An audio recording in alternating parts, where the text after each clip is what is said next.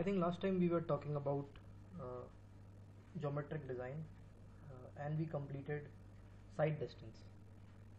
In this particular lecture, we'll be talking about horizontal alignment. Okay, horizontal alignment. ठीक है, alignment का basically meaning ये होता है कि मान लो अगर मेरे पास एक सिटी है ए और मुझे एक सिटी बी तक जाना है, ठीक है, तो मैं चाहूँगा कि मेरी रोड छोटी से छोटी हो और सेफ से सेफ हो। तो कोशिश तो मेरी ये होगी कि मेरी जो रोड हो वो एकदम स्ट्रेट लाइन हो, क्योंकि स्ट्रेट लाइन तुम्हारी शॉर्टेस्ट डिस्टेंस रहेगी।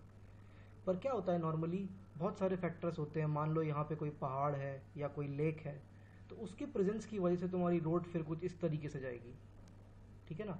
तो ये जो आउटलाइन होती है इसी को हम बोलते हैं अलाइनमेंट। अलाइनमेंट में बेसिकली मतलब होता है पाथ जो तुम्हारी रोड फॉलो करेगी, ठीक है। हॉरिजॉन्टल अलाइनमेंट का मतलब होता है कि जो भी टर्न्स इसमें आएंगे हॉरिजॉन्टली, ठीक है, वर्टिकल की बात हम नहीं कर रहे हैं, सिर्फ हॉरिजॉन्टल की बात कर रहे हैं। जो भी कर्व्स आएंगे, हॉरिजॉन्टल टर्न्स आएंगे, उसको हम कैसे डिजाइन करेंगे अपनी रोड के लिए, ठीक है। जैसे फॉर एग्जांपल तुमने ऐसा ऑब्जर्व किया होगा कि जैसे मान लो कि ये एक सर्किल है, ठीक है, एक गाड़ी यहाँ से आ रही है, ठीक है, और वो क्या करती है, वो यहाँ से मूव करती है, सर्कुलर इसके अबाउट घूमती है और यहाँ से निकल जाती है, ठीक है। इस तरीके से मान लो तुम्हारी गाड़ी मूव करती है। अब तुमने ये पढ़ा होगा फिजिक्स में कि जब भी कोई बॉडी सर्कुलर मोशन में आती है तो उसके ऊपर एक सेंट्रीफ्यूगल फोर्स लगता है, ठीक है।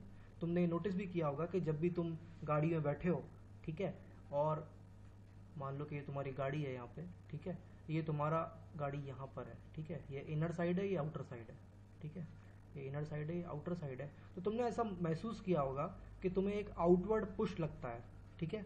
जो आउटवर्ड पुश तुमको लगता है सर्कुलर मोशन में, वो तुम्हारा क्या होता है, सेंट्रीफ्यूगल फोर्स होता है, जिसको अब हम पी से डिनोट करेंगे, ठीक है, पी से डिनोट करेंगे। अब इस सेंट्रीफ्यूगल फोर्स को टैकल कौन करेगा या काउंटर कौन करेगा, ठीक है, फ्रिक्शन तुम्हारा इस फोर्स को काउंटर करेगा। फॉर एग्जाम्पल हम थोड़ा सा डेरिवेशन करते हैं यहाँ पे, ठीक है। मान लो ये तुम्हारी कार है, ठीक है, वो यहाँ से आ रही है, वो ऐसे सर्कुलर पाथ में मूव करती है, ठीक है, सर्कुलर पाथ में मूव करती है, ठीक है। यहाँ का एनालिसिस हम कर रहे हैं जब तुम्हारी कार इस पोजीशन में है। ये इनर साइड बोल रहा हूँ मैं, ये आउटर साइड बोल रहा हूँ, ठीक है। ये ब्लू वाली तुम्हारी कार है, ठीक है, ये इसका टायर है, ये दूसरा टायर है और दो टायर पीछे होंगे, ठीक है। क्या क्या फोर्सेस इस पे लग रहे होंगे, अभी भी मैंने बताया कि एक फोर्स तुम्हारा आउटवर्ड डायरेक्शन में लगता है, ये आउटर हो गया, ठीक है, ये इनर हो गया, ठीक है, जिसको मैंने आई और ओ से डिनोट कर रखा है। यहाँ पे ये आई हो गया, ये ओ हो गया, ठीक है, वही ये आई और ये ओ है, ठीक है। तो एक तो तुम्हारा ये पी लग रहा होगा, जिसको हम लोग सेंट्रीफ्यूगल फोर्स बोलते हैं, ठीक है। उसके अलावा इस गाड़ी का वेट एक्ट कर रहा होगा वर्टिकली डाउनवर्ड्स, ठीक है। ये पहियों पे रिएक्शन आ रही होगी, मान लो इस पहिए को मैं ए बोल लेता हूँ, इस पहिए को बी बोल लेता हूँ, तो ये रिएक्शन आर ए हो जाएगी, ये रिएक्शन आर बी हो जाएगी, ठीक है। डायमेंशंस डिसाइड कर लेते हैं, ये पहिए से पहिए के बीच की जो डिस्टेंस है उसको हम लोग बी मान लेते हैं, ठीक है। तो ये जो आधी डिस्टेंस हो जाएगी, ये कितनी हो जाएगी, b/2। इतनी हाइट को हम लोग h मान लेते हैं, ठीक है। अगर तुम इस गाड़ी को गौर से नोटिस करो तो इस गाड़ी के साथ दो प्रॉब्लम है, ठीक है। क्या क्या दो प्रॉब्लम है, एक प्रॉब्लम तो हो रही है ओवर टर्निंग की, ठीक है, इसमें एक फोर्स रह गया है, ठीक है, फ्रिक्शन का फोर्स रह गया है, ठीक है। इस पहिए पे क्योंकि इसकी टेंडेंसी है बाहर की तरफ स्लिप करने की, तो यहाँ पे एक फ्रिक्शन आएगा Fa और इस पहिए पे एक फ्रिक्शन आएगा Fb, ठीक है, फ्रिक्शन फोर्स भी यहाँ पे रहेगा। अब इस गाड़ी के पास दो टेंडेंसीज हैं, एक तो ओवर टर्निंग की टेंडेंसी है और दूसरा स्किडिंग, ठीक है, लेटरल स्किडिंग की टेंडेंसी है, ठीक है। ओवर टर्निंग की पॉसिबिलिटी क्यों जनरेट हो रही है, क्योंकि तुम गौर से देखो ये वाला पी फोर्स और ये फ्रिक्शन फोर्स क्या कर रहे हैं, इस टाइप का एक मोमेंट प्रोड्यूस कर रहे हैं या कपल प्रोड्यूस कर रहे हैं रादर, ठीक है, जो कि इस गाड़ी को टर्न करने की कोशिश कर रहा है, ठीक है। उसके साथ ये पी फोर्स जो है ये इस गाड़ी को बाहर की तरफ स्किड करवाने की कोशिश भी कर रहा है। तो इस गाड़ी के पास दो पॉसिबिलिटीज है, एक तो ये ओवर टर्निंग की पॉसिबिलिटी है और एक स्किडिंग की पॉसिबिलिटी है, ठीक है।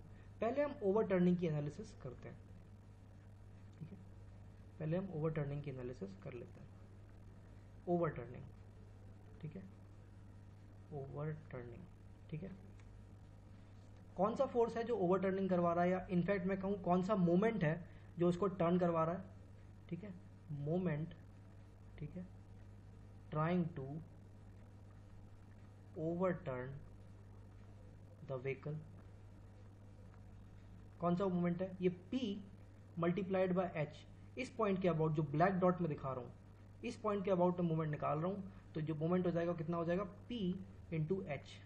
ठीक है, कौन सा मोमेंट है जो गाड़ी को ओवरटर्निंग करने से रोक रहा है? ठीक है, रेजिस्टिंग मोमेंट कौन सा है जो इसको ओवरटर्न करने से रोक रहा है? खुद सोचो। ये जो इसका वेट है, मेरे ख्याल से ये वेट जो है ये तुम्हारा इसको ओवरटर्न करने से रोक रहा है, तो W into B by two. ठीक है, अब तुम कहोगे फ्रिक्शन भी ओवरटर्न करवा रहा है। मैंने इस ब्लैक पॉइंट के अबाउट मोमेंट निकाला है, तुम गौर से देखो तो तुम्हारा फ्रिक्शन फोर्स उसी पॉइंट के अबाउट एक्ट कर रहा है, तो तुम्हारा फ्रिक्शन का मोमेंट तुमको लेने की जरूरत नहीं है। ठीक है, बाउंड्री कंडीशन में या इक्विलिब्रियम कंडीशन में क्या होगा? ये दोनों बराबर हो जाएंगे, यानी कहने का मतलब है P इंटू एच, या रादर मैं कुछ ऐसा कहता हूँ। ठीक है, चलो अच्छा इक्विलिब्रियम की बात कर रहे थे। इक्विलिब्रियम कंडीशन के लिए क्या हो जाएगा? P इंटू एच बराबर हो जाएगा W into B by two के। तो हम यहाँ पे क्या लिख सकते हैं कि P बाय W हो जाएगा B बाय टू एच। ठीक है, B बाय टू एच, ये तुम्हारा पहला फॉर्मूला हो गया। ठीक है, P by W is equal to B by two H. ठीक है, इस P बाय डब्ल्यू, P क्या है तुम्हारा? सेंट्रीफ्यूगल फोर्स, और W क्या है तुम्हारा? Weight of vehicle.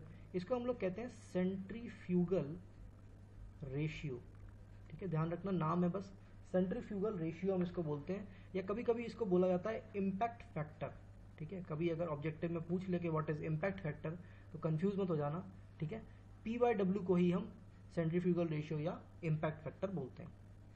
ठीक है, तो ये तुम्हारी एनालिसिस हो गई ओवरटर्निंग की। मान लो अगर मैं तुमसे कहता हूं सेफ रखने के लिए क्या होगा? ठीक है, सेफ रखने के लिए ये होना चाहिए कि जो भी तुम्हारा रेजिस्टिंग मोमेंट है, यानी W into B by two, ये तुम्हारा रेजिस्टिंग मोमेंट है। रेजिस्टिंग मोमेंट तुम्हारा ज्यादा होना चाहिए ओवरटर्निंग मोमेंट से, सेफ्टी के लिए। ठीक है, फॉर सेफ्टी। ठीक है ना, जो रेजिस्ट कर रहा है मूवमेंट वो ज्यादा होना चाहिए जितना तुम अप्लाई कर रहे हो। ठीक है, तो यहां से अगर तुम निकालोगे तो आएगा P by W should be less than equal to B by two H. ये तुम्हारा सेफ्टी की कंडीशन हो जाएगी। Safety in the sense not turning, not over turning. ठीक है, सेकेंड पार्ट की हम एनालिसिस कर लेते हैं। यहाँ पे सेकेंड पार्ट जो है तुम्हारा वो है स्किडिंग। स्किडिंग में भी हम लैटरल स्किडिंग की बात कर रहे हैं। ठीक है, लैटरल स्किडिंग में क्या हो रहा है? तुम यहाँ पे अगर गौर से देखो इस व्हीकल को, ये जो P फोर्स है ये स्किड करवाने की कोशिश कर रहा है, और फ्रिक्शन फोर्स तुम्हारा इसको बचाने की कोशिश कर रहा है। ठीक है ना, P फोर्स तुम्हारा इसको गिराने की कोशिश कर रहा है और फ्रिक्शन फोर्स बचाने की कोशिश कर रहा है। तो मैं यहाँ पे लिख सकता हूँ कि अगर तुम्हारा P फोर्स, ठीक है, फॉर सेफ्टी अगेंस्ट स्किडिंग, मतलब मान लो तुम्हें स्किडिंग रोकनी है अगर, तो क्या करोगे कि P force should be less then friction force, यही तो कहेंगे। फ्रिक्शन फोर्स जब तक तुम्हारा ज्यादा रहेगा P फोर्स से, तुम्हारी स्किडिंग नहीं हो सकती।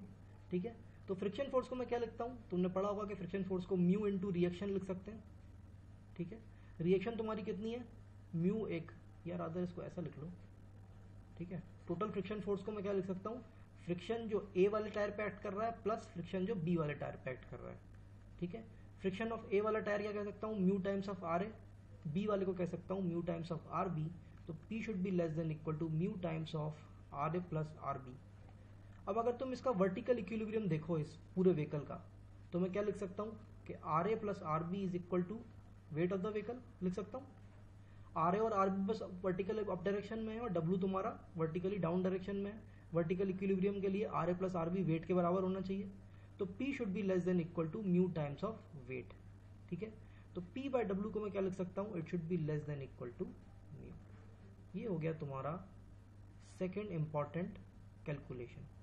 ठीक है, समझ गए होगे मेरे ख्याल से।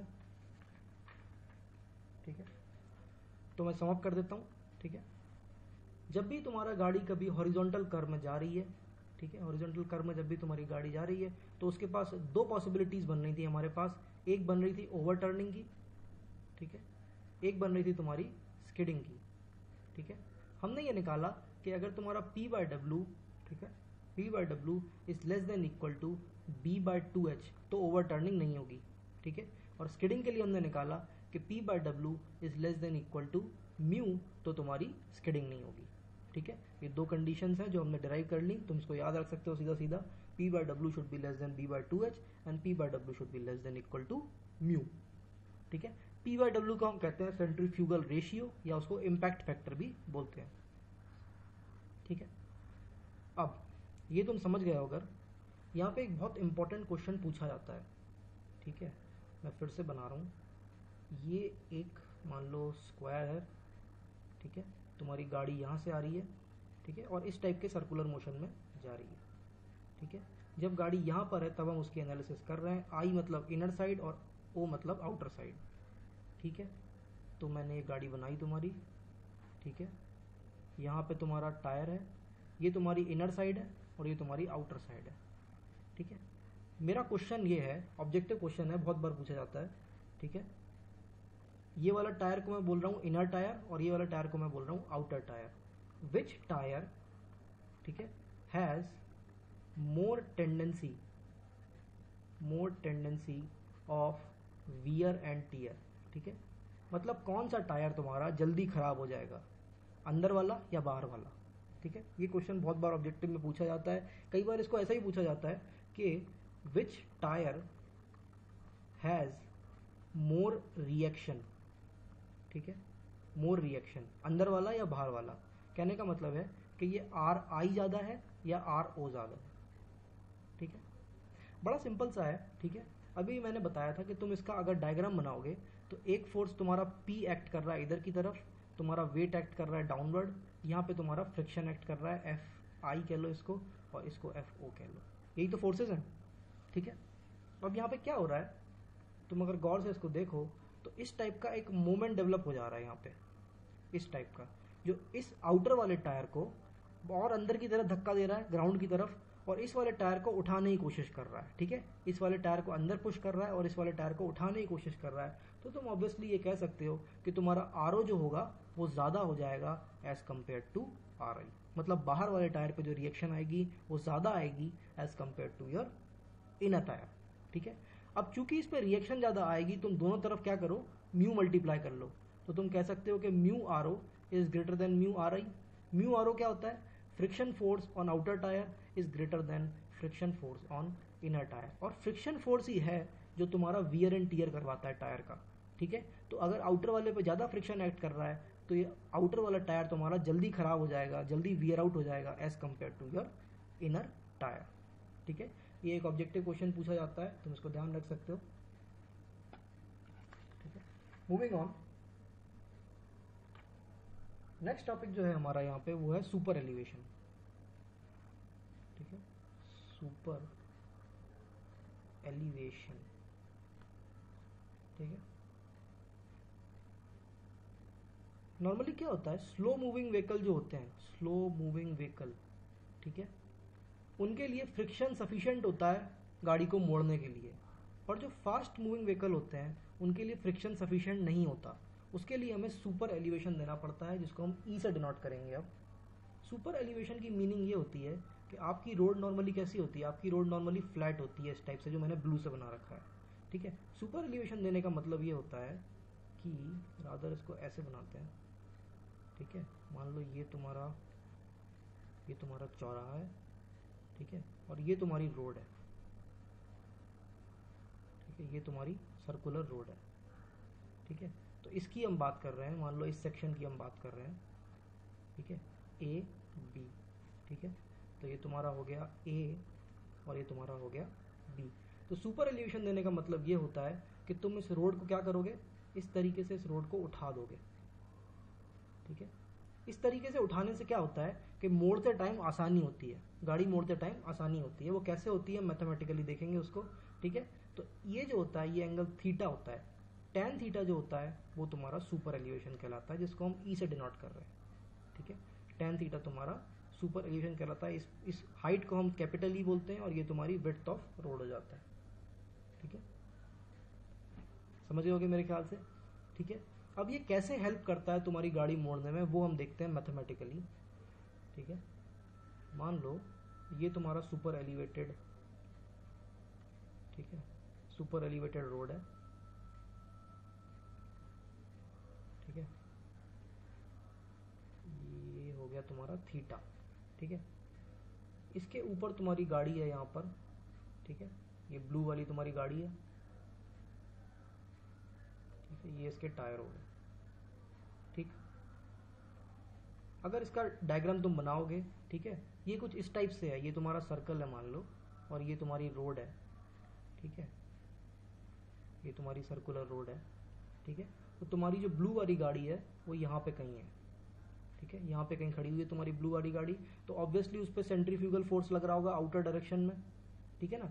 तो आउटर डायरेक्शन का मतलब होता है हॉरिजॉन्टल, इस टाइप से, ठीक है। ये गलती मत करना कि तुम सेंट्रीफ्यूगल फोर्स को ऐसा लगा दो, ये गलत है, ठीक है। सेंट्रीफ्यूगल फोर्स तुम्हारा कुछ ऐसा एक्ट कर रहा होगा, ठीक है, सेंट्रीफ्यूगल फोर्स तुम्हारा कुछ ऐसा एक्ट कर रहा होगा हॉरिजॉन्टल में, ठीक है, हॉरिजॉन्टल में एक्ट कर रहा होगा। ये तुम्हारा सेंट्रीफ्यूगल फोर्स हो गया P, ठीक है। वेट भी हमेशा वर्टिकली एक्ट करेगा W, ठीक है। और कोई फोर्स होगा, हाँ, ये मान लो टायर B है और ये टायर A है, तो यहाँ पे एक रिएक्शन होगी RB और यहाँ पे एक रिएक्शन होगी RA, ठीक है। उसके अलावा यहाँ पे फ्रिक्शन फोर्स होगा, यहाँ पे मैं लिख दे रहा हूँ, ये ग्रीन से जो बना रहा हूँ, ये फ्रिक्शन एट A हो गया, और यहाँ पे एक और हो जाएगा फ्रिक्शन एट B, ठीक है। इसको हम क्या करते हैं, रिजॉल्व कर लेते हैं सारे फोर्सेस को।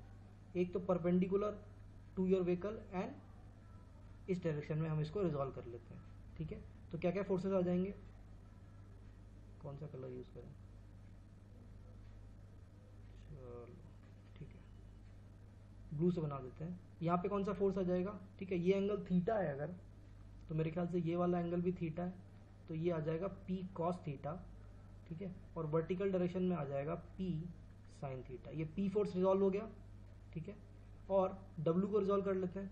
W को रिजॉल्व करोगे तो क्या आ जाएगा, नीचे की डायरेक्शन में एक और फोर्स आ जाएगा W, ये W cos थीटा हो जाएगा, और इस डायरेक्शन में एक आ जाएगा W sin थीटा, ठीक है। मेरे ख्याल से फोर्सेस का रेजोल्यूशन तुम समझ पा रहे होगे, बहुत नीट नहीं है डायग्राम, पर कोशिश करो समझ में आ जाए, ठीक है। अब मैं वर्टिकल इक्विलिब्रियम इसका लगा रहा हूँ, वर्टिकल इक्विलिब्रियम यानी वर्टिकल में मैं नेट फोर्स जीरो कर रहा हूँ, ठीक है। तो देखोगे अगर तुम अपर डायरेक्शन में दो फोर्सेस हैं RA और RB, ये रहा तुम्हारा RB और ये रहा तुम्हारा RA। डाउनवर्ड डायरेक्शन में तुम्हारे जो फोर्सेस हैं वो हैं W cos theta plus P sin theta, ठीक है, W cos theta plus P sin theta. ये हो गई तुम्हारी वर्टिकल इक्विलिब्रियम की इक्वेशन। हॉरिजॉन्टल इक्विलिब्रियम की जब तुम बात करोगे, हॉरिजॉन्टल इक्विलिब्रियम की जब हम बात कर रहे हैं, तो तुम कौन कौन से फोर्सेस हैं हमारे पास, एक तो ये है W sin थीटा, एक ये फ्रिक्शन है FA और FB, और एक ये तुम्हारा F cos थीटा है। तो तुम कह सकते हो कि W sin theta plus friction at A plus friction at B is equal to F नहीं है P है, ठीक, is equal to P cos theta कह सकते हो, ठीक है। ये तुम्हारी सेकंड इक्वेशन हो गई। FA और FB को मैं क्या लिख सकता हूँ, म्यू टाइम्स ऑफ RA लिख सकता हूँ क्या, mu RA plus mu RB is equal to P cos theta, ठीक है। फर्दर मैं क्या कर रहा हूँ, मैं म्यू को कॉमन ले रहा हूँ इन दोनों में, ठीक है। तो मैं इसको लिख सकता हूँ mu times of RA plus RB, ठीक है। ये RA प्लस RB की वैल्यू यहाँ से उठा के तुम क्या करो, यहाँ से उठा के इसमें पुट कर दो, ठीक है। तो तुम यहाँ पे लिख सकते हो कि W sin theta plus mu times of W cos theta plus P sin theta, ठीक है, is equal to P cos theta. इसको जब तुम रीअरेंज करोगे, ठीक है, इसको जब तुम रीअरेंज कर लोगे तो तुम्हारे पास कुछ ऐसा आ जाएगा, ठीक है। फाइनल एक्सप्रेशन तुम्हारे पास आ जाएगा, वो आ जाएगा P upon W is equal to tan theta plus mu divided by 1 minus mu tan theta. ये तुम्हारा फाइनल इक्वेशन आ जाएगा। अब नॉर्मली क्या होता है कि ये जो म्यू इंटू tan थीटा हो जाता है, ठीक है, म्यू की वैल्यू होती है 0.15 मैक्सिमम, tan थीटा की वैल्यू होती है 0.07, इनको मल्टीप्लाई करोगे अगर तो बहुत छोटी वैल्यू आती है 1 के कंपैरिजन में। तो इसको हम नेग्लेक्ट कर देते हैं, तो हमारा P बाई डब्ल्यू को हम लिख लेते हैं tan थीटा प्लस म्यू। अभी भी हमने डिस्कस किया था कि tan थीटा तुम्हारा क्या होता है, सुपर एलिवेशन, इसको हम E से डिनोट कर रहे थे, tan थीटा को मैं E लिख सकता हूँ, तो ये हो जाएगा E plus mu is equal to P upon W. अब सारा डेरिवेशन तुम भूल जाओ, तुमको सिर्फ ये इक्वेशन ध्यान में रखनी है, ठीक है, तुमको सिर्फ ये इक्वेशन ध्यान में रखनी है, ठीक है, ठीक है। पी बाई डब्ल्यू की बात कर लेते हैं थोड़ी सी, ठीक है। पी बाई डब्ल्यू की बात कर लेते हैं। तुमने शायद 10th 11th क्लास में पढ़ा होगा कि जो तुम्हारा सेंट्रीफ्यूगल फोर्स होता है वो होता है M V square upon R, ठीक है ना। एम मास हो गया बॉडी का, वी वेलोसिटी हो गई, और आर रेडियस हो गया उसका, ठीक है। रेडियस यानी कि ये वाला रेडियस, जैसे इस पॉइंट के अबाउट रोटेट कर रही है ये, तो ये जो हो जाएगा, ये जो रेड से बना रहा हूँ ये इसका रेडियस हो जाएगा, ठीक है। जो भी उसका सर्किल में रोटेट करने का रेडियस होगा, ठीक है। अब P बाय डब्ल्यू अगर मैं निकाल रहा हूँ तो P को मैंने लिख लिया M B square by R, W को मैं लिख सकता हूँ एम जी, एम और एम कैंसिल कर लो, तो P बाय डब्ल्यू को मैं लिख सकता हूँ V by V square upon G R, ठीक है। तो तुम्हारी फाइनल इक्वेशन जो आ जाएगी वो आ जाएगी E plus mu is equal to V square by G R. ये तुम्हारी फाइनल इक्वेशन आ जाएगी सुपर एलिवेशन के लिए, ठीक है। हमने पहले ही डिस्कस कर लिया था कि जो तुम्हारी E की वैल्यू होती है वो नियरली होती है 0.07, ठीक है। या चलो यहाँ डिस्कस कर ही लेते हैं, ठीक है।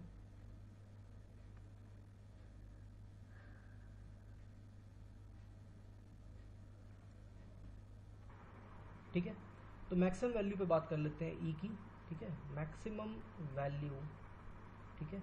जो मैक्सिमम वैल्यू होती है E की वो होती है 0.07, ठीक है। ये 0.07 होती है जब आपका प्लेन या रोलिंग टेरेन होता है, ठीक है, विथ स्नो बाउंड, ठीक है, यहाँ जहाँ पे बर्फ़ गिर सकती है, ठीक है। इसकी वैल्यू होती है, मैक्सिमम वैल्यू बढ़ जाती है 0.10 हो जाती है, ठीक है, जब यू हैव माउंटेनियस या हिली टेरेन, माउंटेनियस की जगह हिली कर लो, हिली टेरेन नॉट स्नो बाउंड, ठीक है। बिल्कुल ध्यान रखना, बहुत इंपॉर्टेंट है। मैक्सिमम वैल्यू जो ई की होती है वो 0.07 होती है अगर प्लेन या रोलिंग टेरेन है विथ स्नो बाउंड, ठीक है, या 0.1 होती है हिली terrain which is not snow bound, ठीक है।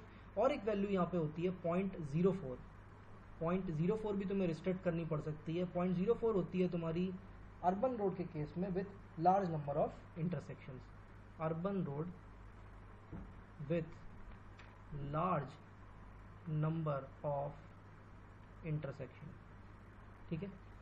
तो ये तीन वैल्यूज तुम ध्यान रखना। ई की मैक्सिमम वैल्यू होती है 0.07, 0.1 और 0.4, अलग अलग कंडीशंस इनकी ये रही, ठीक है। एफ की मैक्सिमम वैल्यू क्या होती है, एफ की जगह तुम म्यू कर लो, ठीक है। म्यू की मैक्सिमम वैल्यू क्या होती है, म्यू की मैक्सिमम वैल्यू पहली मैंने डिस्कस कर दी थी, इट इज़ 0.15 लेटरल स्किड में, ठीक है, लेटरल स्किड में इट इज़ 0.15, 0.15 से कम ही रहेगा तुम्हारा म्यू, ठीक है। तो ये तुम्हारी ई और म्यू की वैल्यूज़ हो गई, ठीक है। एक एक करके हम केस देख लेते हैं क्या क्या हो सकता है। पहला केस जिसको हम बोलते हैं, बहुत इंपॉर्टेंट है, ध्यान रखना, ऑब्जेक्टिव पॉइंट ऑफ व्यू में हमेशा पूछा जाता है, ठीक है। Equilibrium super imposition, super elevation, equilibrium super elevation. पहले तो ये समझो कि इक्विलिब्रियम सुपर एलिवेशन की मीनिंग क्या है। इक्विलिब्रियम सुपर एलिवेशन की मीनिंग होती है, इक्विलिब्रियम नाम से ही क्लियर है कि तुम्हारा reaction at A is equal to reaction at B, ठीक है।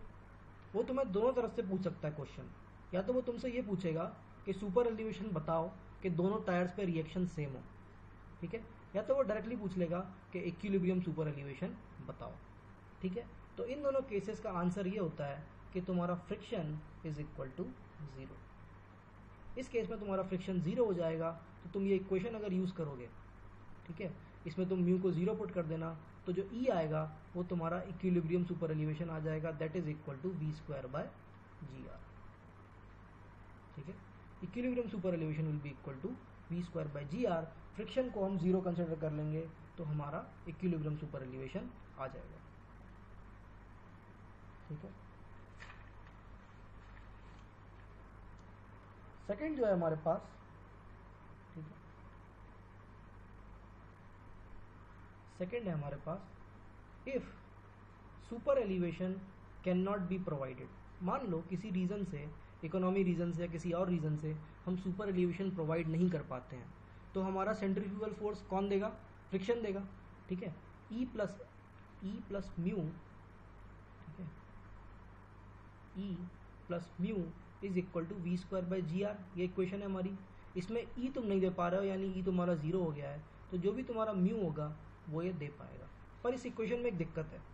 इस इक्वेशन में ये दिक्कत है कि म्यू की मैक्सिमम वैल्यू जो हो सकती है वो 0.15 हो सकती है, ठीक है।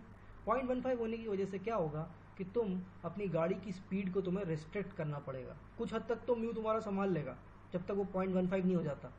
0.15 से ऊपर तुम्हारा म्यू जा नहीं सकता, तो तुम्हें स्पीड को रिस्ट्रिक्ट करना पड़ेगा। तो जो रिस्ट्रिक्टेड स्पीड हो जाएगी वो कितनी हो जाएगी, √μgr, ठीक है। इसमें म्यू की वैल्यू कितनी हो जाएगी, 0.15। ये ध्यान रखना, ये तुम्हारी मैक्सिमम स्पीड है अगर तुम्हारा सुपर इल्यूशन तुमने प्रोवाइड नहीं किया, ठीक है। मेरे ख्याल से कर लोगे अब, ठीक है। एक क्वेश्चन हम कर लेते हैं, ठीक है।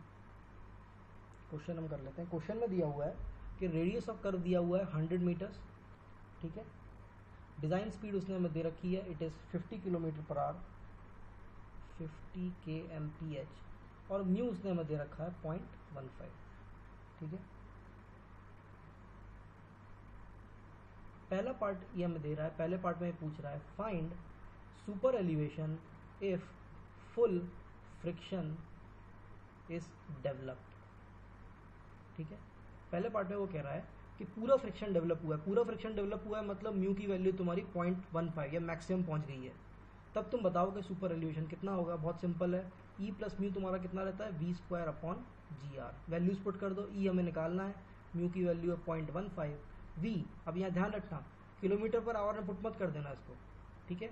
इसको मीटर पर सेकंड में पुट करना है। तो 50 km/h यानी मीटर पर सेकंड में कितना हो जाएगा, 5/18 से मल्टीप्लाई कर लो, ठीक है। 5/18 से मल्टीप्लाई कर लो, ये तुम्हारा आ जाएगा, ठीक है। ये तुम निकाल लेना जो भी वैल्यू है, मेरे पास वैल्यू नहीं है, ठीक है। ये वैल्यू उठा के तुम यहाँ पुट कर देना, 50 × 5/18, ठीक है, स्क्वायर डिवाइड बाय जी की वैल्यू है 9.81, रेडियस दे रखा है 100 मीटर। इसको सॉल्व करके तुम ई की वैल्यू निकाल सकते हो। मेरे ख्याल से ई तुम्हारा आ जाएगा, तुम सॉल्व कर लेना, 0.047, ठीक है, 0.047। सेकेंड पार्ट में वो पूछ रहा है, सेकेंड पार्ट में वो पूछ रहा है इस क्वेश्चन के कि, ठीक है, if super elevation is not provided, यानी ई तुम्हारा 0 है, तो फाइंड म्यू, ठीक है। तो फिर से तुम सेम इक्वेशन यूज करोगे, E plus mu is equal to v²/gr। यही इक्वेशन है, यही तुम्हें बार बार यूज करनी पड़ेगी, ठीक है। ई तुम्हारा 0 है, म्यू तुम्हें निकालना है, v की वैल्यू कितनी है, 50 × 5/18, स्क्वायर डिवाइड बाय 9.81 × 100। इसको सॉल्व करोगे तो तुम्हें म्यू मिल जाएगा, म्यू की वैल्यू आ जाएगी 0.917। कहने का मतलब है कि ये तुम्हारी वैल्यू 0.917 आ रही है। कहने का मतलब है कि म्यू की वैल्यू कितनी होती है मैक्सिमम, वो तो 0.15 ही रहती है। ये तुम्हारी 0.917 डिमांड कर रहा है, मतलब क्या होगा, इसका मतलब होगा कि तुम्हारा व्हीकल जो होगा वो टॉपल कर सकता है या स्किड कर सकता है, ठीक है। तुम्हारा व्हीकल जो होगा वो स्किड कर सकता है बेसिकली, ठीक है।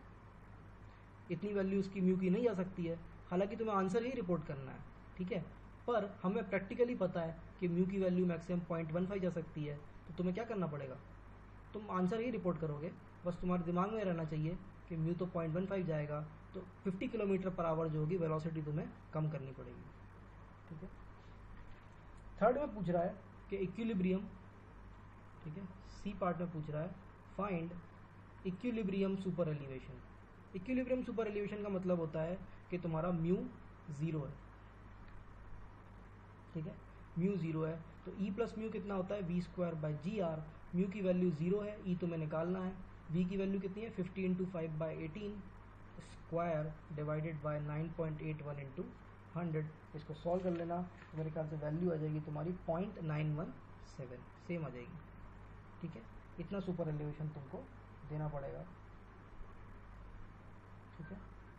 ऑब्वियसली ये वैल्यू भी बहुत ज़्यादा है, क्योंकि तुम्हारी मैक्सिमम सुपर एलिवेशन कितना होता है, मैक्सिमम सुपर एलिवेशन तुम्हारा होता है 0.07, और तुम कितना प्रोवाइड कर रहे हो, 0.917। तो ये इम्पॉसिबल है प्रोवाइड करना। 50 km/h की स्पीड को तुम्हें रिस्ट्रिक्ट करना पड़ेगा, ठीक है। चलो आगे बढ़ते हैं, ये क्वेश्चन मेरे ख्याल से समझ में आ गया होगा। Design of super elevation, design of super elevation. Design of super elevation का मतलब ये होता है कि तुमको डिज़ाइन स्पीड दी होगी और तुमको ई की वैल्यू तुम्हें निकालना है, ठीक है। तो इसकी स्टेप्स होती हैं, फिक्स्ड स्टेप दी हुई हैं IS कोड में। स्टेप 1 होता है कि सबसे पहले तुम ई निकालोगे, और रादर E1 बोलते हैं उसे। E1 की वैल्यू कितनी होती है, 75 वेलोसिटी के हिसाब से निकालते हो, 75% वेलोसिटी के हिसाब से 0.75 v²/gr। पहले तुम ये वाली वैल्यू निकालोगे, ठीक है। अब तुम चेक करोगे स्टेप 2 में, ठीक है, if E1 is less then 0.07, ठीक है, या E1 इज ग्रेटर देन 0.07। ये दो पॉसिबिलिटी यहाँ पे तुम्हारी बनती हैं। E1 तुम्हारी लेस देन 0.07 है, या E1 तुम्हारी ग्रेटर देन 0.07 है। अगर लेस देन 0.07 है, ठीक है, लेस देन 0.07 है, तो जो भी E1 होगा उतनी सुपर एलिवेशन तुम प्रोवाइड कर सकते हो, ठीक है। हालांकि अगर यहाँ से तुम्हारा E1 0.07 से ज़्यादा निकल के आता है, 0.07 तुम्हारी मैक्सिमम वैल्यू, उससे ऊपर तुम प्रोवाइड नहीं कर सकते हो, ठीक है। अगर उससे बाई चांस ज़्यादा निकल के आता है तो तुम क्या करोगे, अपना एलिवेशन को फिक्स कर दोगे 0.07 पे, ठीक है। 0.07 पे तुम फिक्स कर दोगे। अब तुम क्या करोगे, उसको फ्रिक्शन से टैकल करने की कोशिश करोगे। E प्लस म्यू ये कितना था, v²/gr। E तुमने फिक्स कर दिया 0.07, ठीक है, म्यू v²/gr।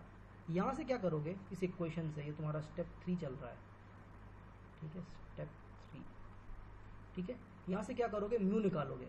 अब म्यू की वैल्यू तुम्हारी क्या हो सकती है, या तो म्यू की वैल्यू लेस देन 0.15 आएगी, या म्यू की वैल्यू ग्रेटर देन 0.15 आएगी। अगर लेस देन 0.15 आएगी तो जो भी ई की वैल्यू है वो ओके है, ठीक है। अगर म्यू की वैल्यू ग्रेटर देन 0.15 आ गई तो you have to limit speed, ठीक है। कहने का मतलब है कि दोनों सुपर एलिवेशन और फ्रिक्शन की वैल्यू मैक्सिमम पे पहुंच गई हैं, तो तुम्हें स्पीड लिमिट करनी पड़ेगी। तो अगर ऐसा होता है तो तुम्हारी लास्ट स्टेप में क्या होगा, E प्लस म्यू फिर से v²/gr है। E भी तुमने फिक्स कर दिया 0.07 पे, म्यू भी तुमने फिक्स कर दिया 0.15 पे। ये लिमिटिंग स्पीड हो जाएगी, VL लिख दिया मैंने, VL/gr। तो VL तुम्हारा आ जाएगा √0.22 gr। समझ गए बात को, ईजी है बहुत ज़्यादा, ठीक है। स्टेप में क्या है, फिर से मैं रिपीट कर दे रहा हूँ एक बार। डिज़ाइन जब तुम करोगे सुपर एलिवेशन का, ठीक है, सबसे पहले तुम एक क्वांटिटी निकालोगे E1, ठीक है।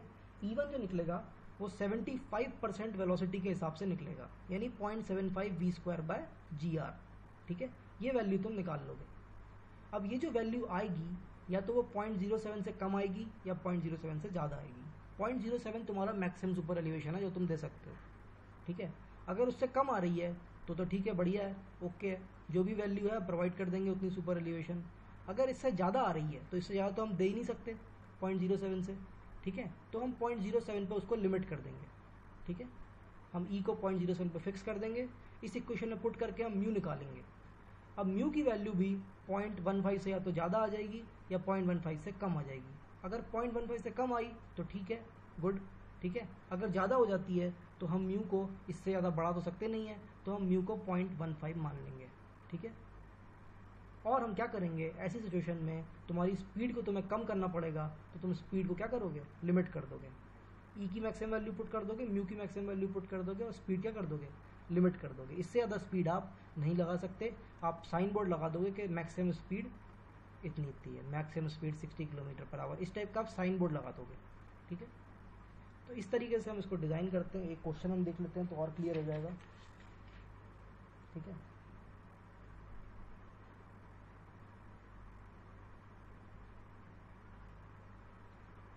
ठीक है, क्वेश्चन है, डिज़ाइन सुपर एलिवेशन फॉर, ठीक है, रेडियस ऑफ 500 मीटर, ठीक है, एंड स्पीड ऑफ 100 kmph, ठीक है। ये तुम्हारा क्वेश्चन है। तो स्टेप से चलोगे। पहला स्टेप क्या होता है, E1 निकालोगे। E1 होता है 0.75 v²/gr। 100 km/h को पहले तुम कन्वर्ट कर लो मीटर पर सेकेंड में, ठीक है। 100 km/h कर लेना तो हो जाएगा 100 × 5/18, ठीक है, 100 × 5/18 ये कर लेना, ठीक है। इसकी वैल्यू यहाँ पुट कर दोगे तो 0.75 × 100 × 5/18, इसका पूरे का स्क्वायर, डिवाइडेड बाय जी होता है 9.81, रेडियस गिवन है 500 मीटर, पुट कर दो। तो E1 तुम्हारा मेरे ख्याल से यहाँ से आ जाएगा कितना, T1 तुम्हारा आ रहा है 0.089, 0.089। ध्यान से देखो तो E की वैल्यू क्या हो गई है, ग्रेटर देन 0.07 आ रही है, ठीक है। तो हम ऐसा नहीं कर सकते, तो हमारा सुपर एलिवेशन कितना हो जाएगा, 0.07 पे हम फिक्स कर देंगे, ठीक है, 0.07 पे हम फिक्स कर देंगे, ठीक है। सेकेंड स्टेप तुम्हें क्या करना पड़ेगा, तुम्हें फ्रिक्शन चेक करना पड़ेगा उतना है कि नहीं कि सुपर एलिवेशन दे सकें, V²/GR, ठीक है। E की वैल्यू तुमने पे पुट कर दी है, E की वैल्यू कितनी पुट कर दोगे, 0.07, म्यू हमें निकालना है, V की वैल्यू है 100 × 5/18 स्क्वायर डिवाइडेड बाय 9.81 × 500। यहाँ से म्यू की वैल्यू इवैल्यूएट करोगे तो म्यू की वैल्यू मेरे ख्याल से आ रही है 0.087, ठीक है, 0.087। ध्यान से देखो तो म्यू की वैल्यू 0.15 से कम ही आ रही है, तो वी आर ओके, ठीक है, वी आर ओके। यानी कि तुम सुपर एलिवेशन कितनी प्रोवाइड कर सकते हो, 0.07 के बराबर सुपर एलिवेशन तुम प्रोवाइड कर सकते हो, ठीक है। ये तुम्हारा आंसर हो गया 0.07, ठीक है। इस तरीके से हम इसको डिज़ाइन करते हैं। बाई चांस मान लो यहाँ पे वैल्यू, ठीक है, ये म्यू की वैल्यू 0.15 से ज़्यादा आ जाती तो हमें स्पीड को रिस्ट्रिक्ट करना पड़ता, ठीक है। फिर हम ई से कंट्रोल नहीं कर सकते, म्यू से भी कंट्रोल नहीं कर सकते, हम खाली स्पीड कंट्रोल कर सकते हैं, ठीक है।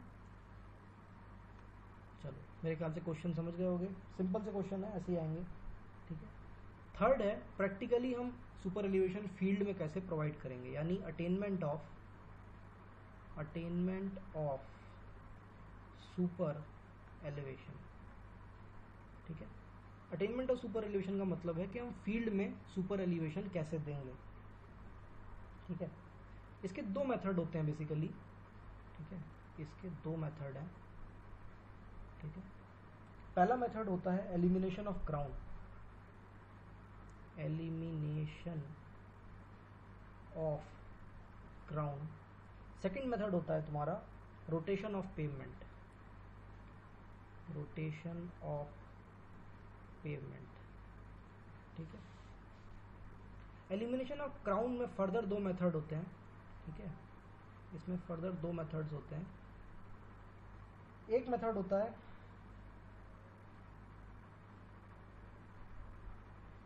ठीक है, और रोटेशन अबाउट क्राउन, ठीक है, और एक मेथड होता है शिफ्टिंग ऑफ क्राउन, ठीक है, शिफ्टिंग ऑफ क्राउन।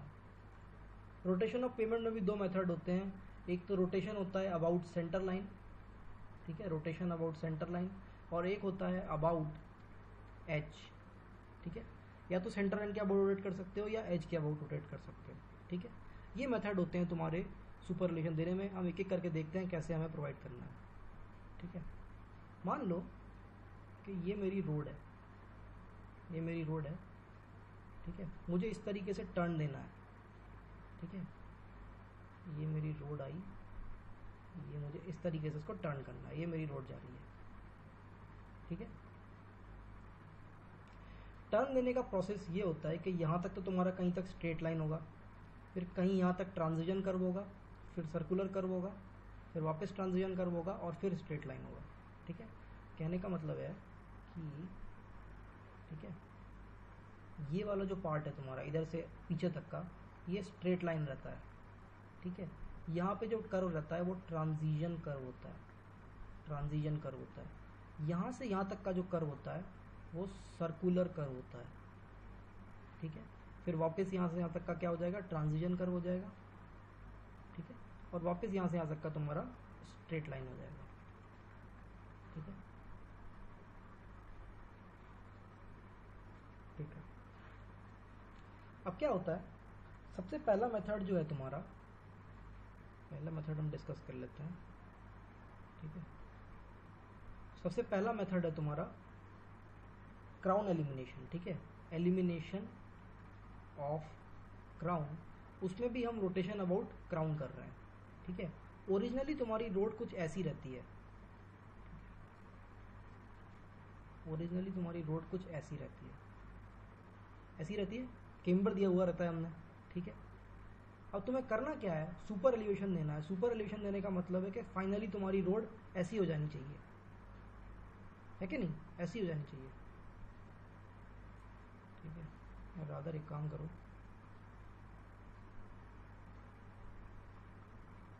यहाँ पे कर लेते हैं।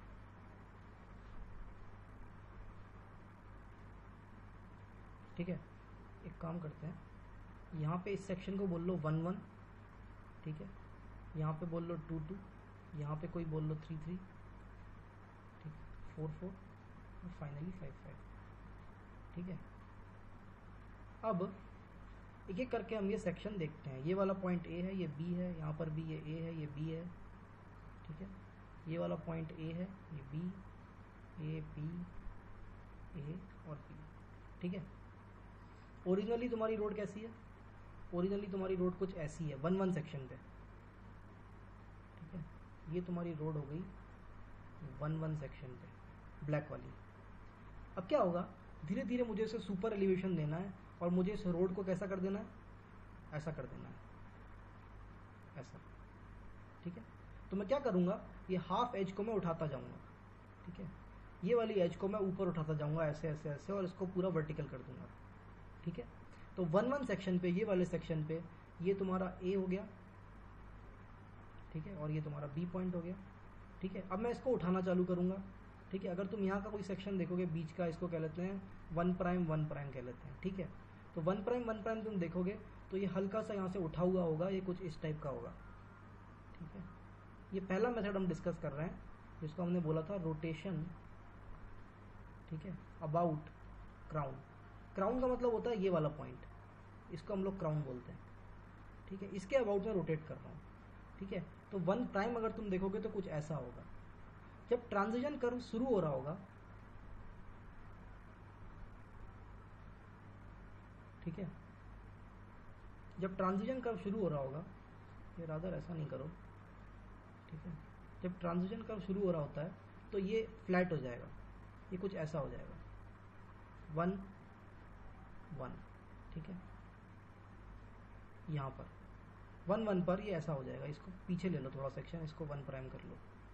ठीक है, 1 1 पर ये फ्लैट हो जाएगा ऐसा। ठीक है, फर्दर जब तुम सर्कुलर सेक्शन पे पहुंचोगे, जब सर्कुलर सेक्शन स्टार्ट हो रहा होगा, तब तुम्हारी पूरी सुपर एलिवेशन अटेन हो जानी चाहिए। ये वाला कर्व कुछ ऐसा हो जाना चाहिए 2। ठीक है, मेरे ख्याल समझ गए होगे। इनिशियली तुम्हारा ऐसा था 1 प्राइम, फिर तुम्हारा ट्रांजिशन कर के स्टार्टिंग पर, ये है तुम्हारी ट्रांजिशन कर की स्टार्टिंग।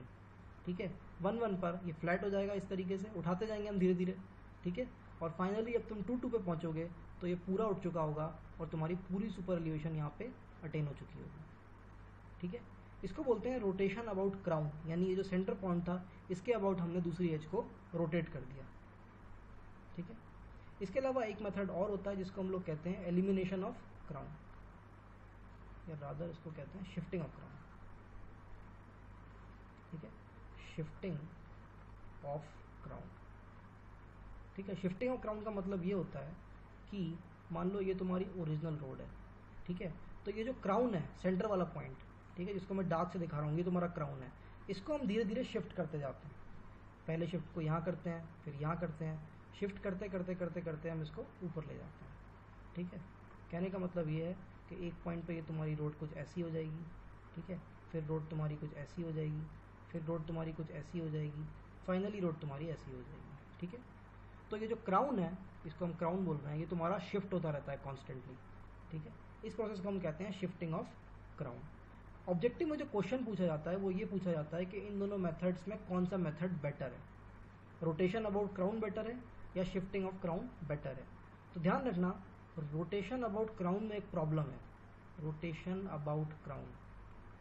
ठीक है, रोटेशन अबाउट क्राउन में एक प्रॉब्लम है। क्या प्रॉब्लम है?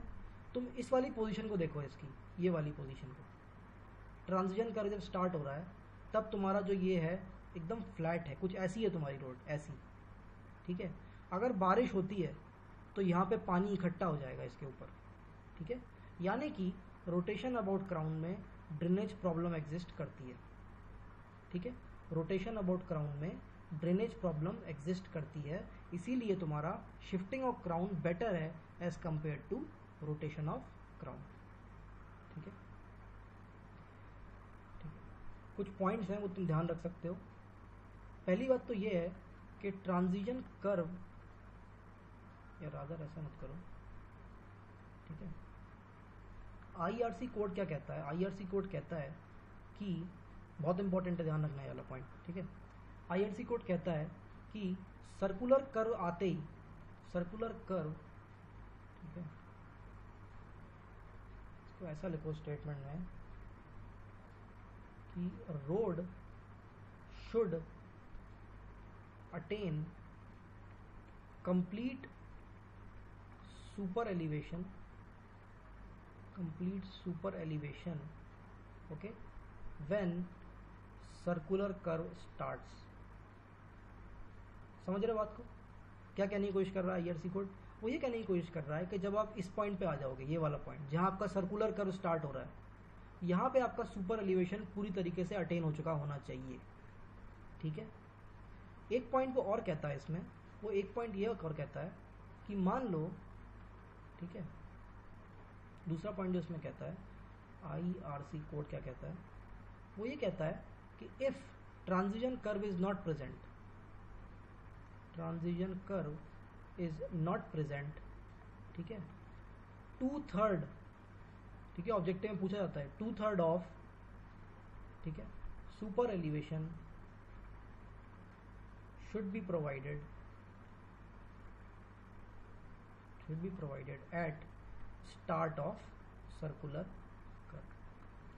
मतलब ये है कि अगर आप गलती से ट्रांजिशन कर्व प्रोवाइड नहीं करते हो अपने इसमें टर्न में, ठीक है, तो एटलीस्ट 2/3 तुम्हारा सुपर एलिवेशन प्रोवाइड कर दिया गया होना चाहिए, ठीक है, जब तुम्हारा सर्कुलर कर्व स्टार्ट हो रहा हो, ठीक है। ये दो आईआरसी कोड की रिकमेंडेशन है, ऐसे हमारी आईएस कोड की रिकमेंडेशन होती हैं, ठीक है। तो इन कुछ रिकमेंडेशंस को हमें ध्यान में रखना है, ठीक है। फर्दर हमारे पास दो और मेथड है जिसको हम लोग कहते हैं, सेकंड मेथड को रोटेशन अबाउट सेंटर लाइन और rotation about edge. Rotation about centre line, ठीक है, सेकंड होता है रोटेशन अबाउट एज, ठीक है। रोटेशन अबाउट सेंटर लाइन का मतलब है कि कुछ इस तरीके से हम उसको रोटेट करेंगे,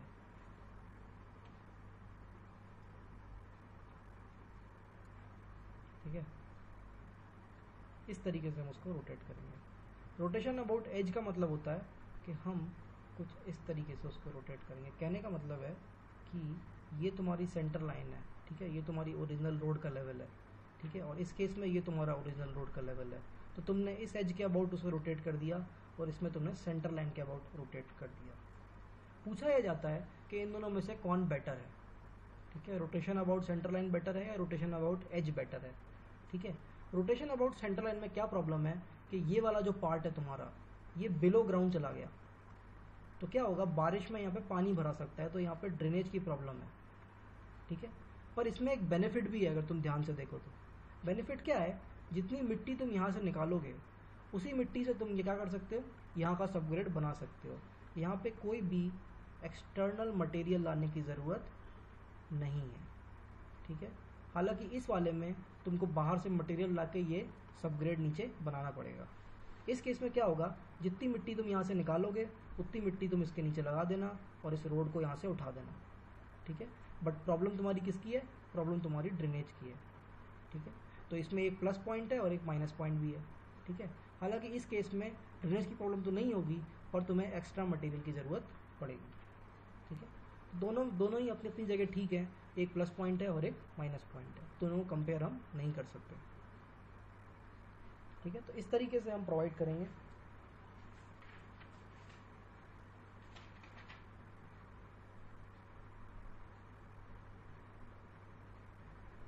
अगर कभी मिनिमम रेडियस पूछ लिया जाए, minimum radius of curve, minimum radius अगर पूछ लिया जाए तो इक्वेशन हमारी वही है, E plus mu is equal to V square by G R, ठीक है। आर की वैल्यू कितनी हो जाएगी यहाँ पे, ठीक है। तो आर की वैल्यू तुम्हारी कितनी हो जाएगी, मेरे ख्याल से हो जाएगी V square upon G E plus mu. अब आर को अगर मुझे मिनिमम करना है तो इनकी मैं मैक्सिमम वैल्यू पुट कर दूँ यहाँ पे, ठीक है। वी स्क्वायर बाई जी, ई की मैक्सिमम वैल्यू कितनी होती है 0.07, म्यू की मैक्सिमम वैल्यू होती है 0.15 और वेलोसिटी को मिनिमम पुट कर दूंगा तो वी स्क्वायर बाय 0.22 जी, ये तुम्हारी वैल्यू आ जाएगी मिनिमम रेडियस की, ठीक है। फॉर एग्जांपल, ठीक फॉर एग्जांपल अगर क्वेश्चन है कि for a speed of 100 kilometre per hour, ठीक है, फाइंड आर मिनिमम, ठीक है। तो आर मिनिमम कितना हो जाएगा, अभी भी हमने निकाला है फॉर्मूला v²/g इंटू 0.22, ठीक है। तो v की वैल्यू मीटर पर सेकेंड में पुट कर देना 5/18, ठीक है। g की वैल्यू 9.81 इंटू 0.22, मेरे ख्याल से रेडियस यहाँ पे आ जाएगा तुम्हारा 357.9 मीटर, ठीक है। यहाँ पे एक IS कोड का रिकमेंडेशन है, बहुत इंपॉर्टेंट, ध्यान रखना।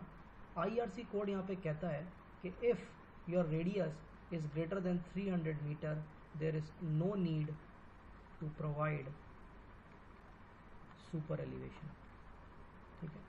ये चीज़ ध्यान रखना, if your radius is more than 300 metre there is no need to provide super elevation.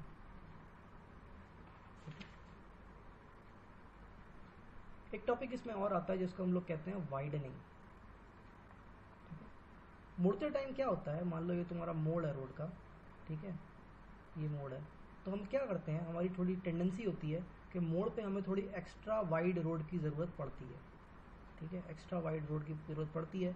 इसके दो रीज़न होते हैं, एक तो होता है तुम्हारा मैकेनिकल रीज़न, ठीक है, और एक होता है तुम्हारा साइकोलॉजिकल रीज़न, ठीक है, साइकोलॉजिकल रीज़न। मैकेनिकल रीज़न से क्या मतलब है मेरा, वो मैं समझाता हूँ तुम्हें, ठीक है।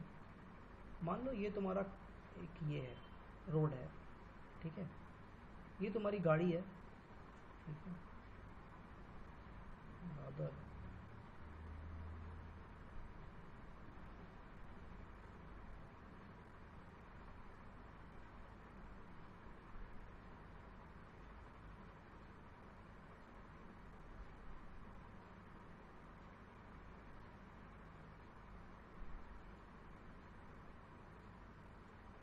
ठीक है, ये तुम्हारी कार है, कार का एक्सेल है ये, मान लो ये तुम्हारे बाहर के दो पहिए हैं, आगे के, ठीक है, और ये तुम्हारे पीछे के दो पहिए हैं।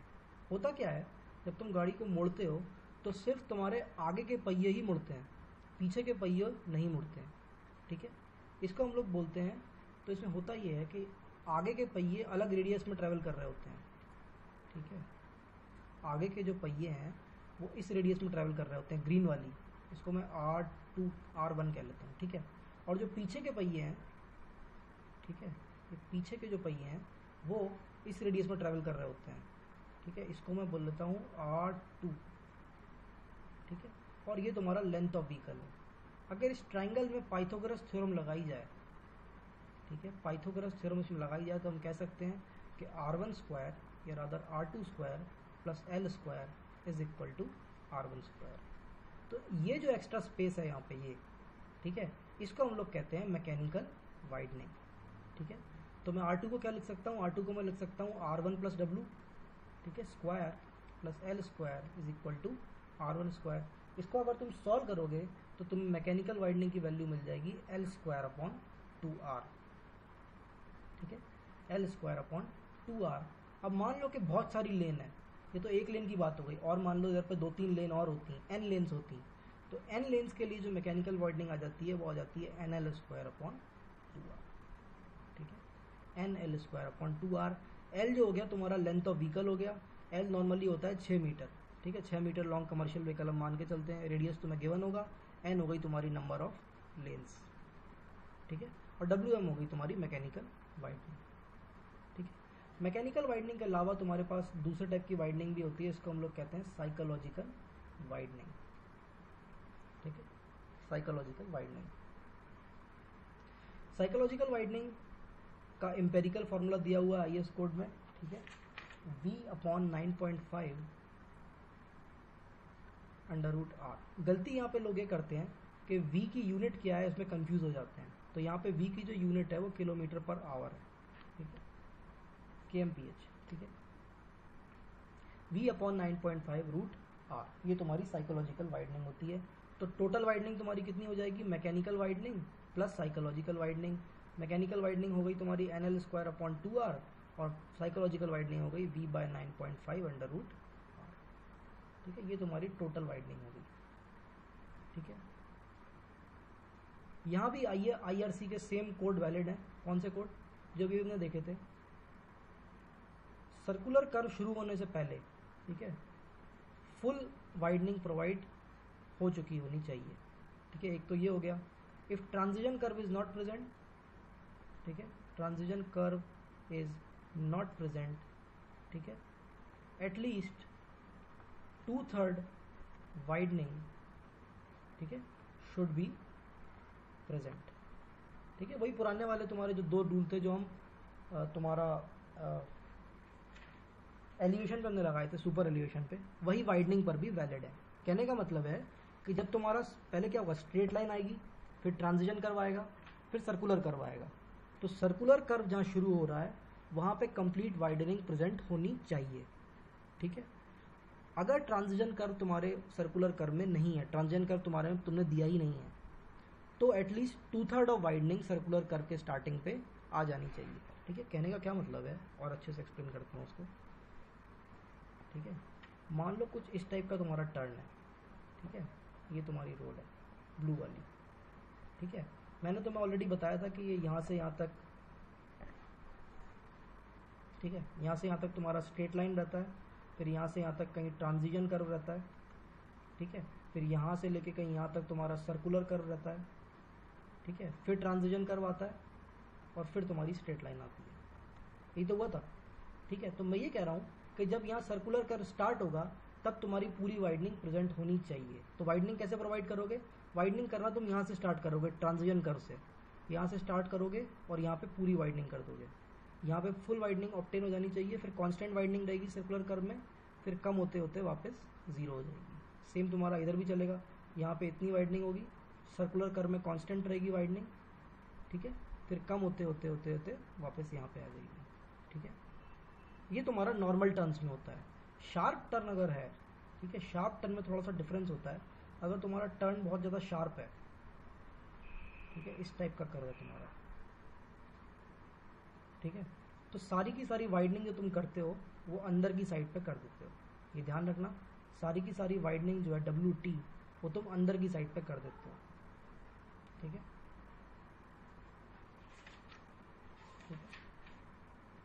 This is all about widening. ठीक है, एक क्वेश्चन कर लेते हैं, एक क्वेश्चन कर लेते हैं। तुमको दिया हुआ है विड्थ दे रखी है पेवमेंट की 7 मीटर, ठीक है, रेडियस दे रखा है तुमको 250 मीटर्स, ठीक है, एल जो है लेंथ ऑफ व्हीकल 7 मीटर दे रखा है, ठीक है, स्पीड दे रखी है तुम्हें 70 किलोमीटर पर आवर, ठीक है, फाइंड टोटल वाइडनिंग। ठीक है, टोटल वाइडनिंग तुमको निकालनी है। WT तुम्हारा कितना होता है, mechanical widening plus psychological widening. Mechanical widening तुम्हारी होती है NL²/2R, ठीक है, NL²/2R, ठीक है, प्लस ये तुम्हारा होता है V/9.5√R। ठीक है, अब मुझे एक चीज़ यहाँ पे बताओ, n की वैल्यू कितनी है। ठीक है, n की वैल्यू कितनी है, खुद ही सोचो। अगर तुम्हारी पेवमेंट की विड्थ कितनी है, 7 मीटर की पेवमेंट है, ठीक है, एक लेन की विड्थ कितनी होती है, 3.5 मीटर या 3.75 मीटर, ठीक है, 3.75 मीटर होती है। तो ऑब्वियस सी बात है कि यहाँ पे कितनी लेन्स हैं, 2 लेन्स हैं। ठीक है, n की वैल्यू 2 है, ठीक है ना। 7 मीटर विड्थ पेवमेंट का मतलब ही है कि तुम्हारे पास 2 लेन की रोड है। ठीक है, तो n तुम्हारा हो गया 2, l दे रखा है 7 मीटर, रेडियस दे रखी है 250 प्लस, ठीक है, वेलोसिटी 70/9.5√250। ठीक है, इस वैल्यू को निकाल लोगे तो ये आ जाएगा 0.662। ठीक है, सिंपल है, सिर्फ फॉर्मूले में तुम्हें पुट करना है और आंसर निकालना है। ठीक है, 0.662 मीटर। ठीक है, नेक्स्ट क्लास में हम ट्रांजिशन कर्व के बारे में पढ़ेंगे। Thank you.